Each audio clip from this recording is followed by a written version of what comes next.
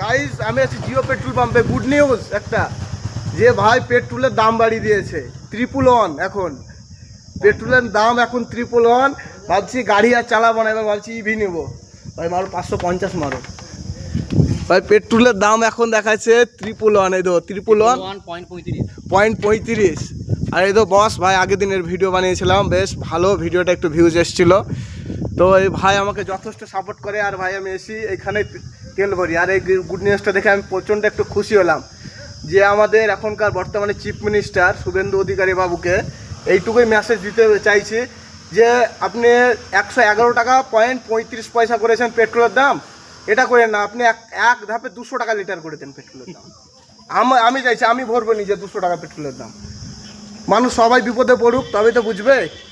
এই 550 ভাই। তেল যখন আগে পেতাম, আগে তৃণমূল যখন ছিল না তার আগে যখন তেল পেতাম 72 টাকা লিটার, তখনই ভাবতাম যে এত টাকা তেলের দাম কীভাবে গাড়ি চালাবো।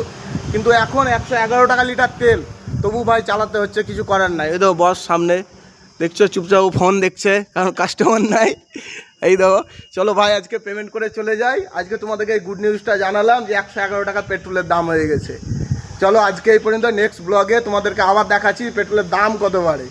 নেক্সট ব্লগে আবার যখন খড়গ্রাম আসবো, সেম জিও পেট্রোল পাম্পের তেল ভরবো, তোমাদেরকে দেখাবো যে পেট্রোলের দাম কত বাড়ে। আজকে এই পর্যন্ত, নেক্সট ব্লগে আবার দেখাচ্ছে। বস কিছু বলবা পাবলিককে তেলের জন্য? দাম বাড়ছে, এখন কি করা যাবে, দাম বাড়ছে তবু চালাতে হবে, কিছু করার নাই। আমাদেরকে ভরতে হয়, আমরা ভরছি। আচ্ছা, ওদের ভাই পেট্রোল পাম্পে কাজ করছে তবু ওদেরকে তেল ভরতে হয়, কাজ চালে। চলো ভাই আজকে এই পর্যন্ত, নেক্সট ব্লগে আবার দেখা হচ্ছে। চলো গাই।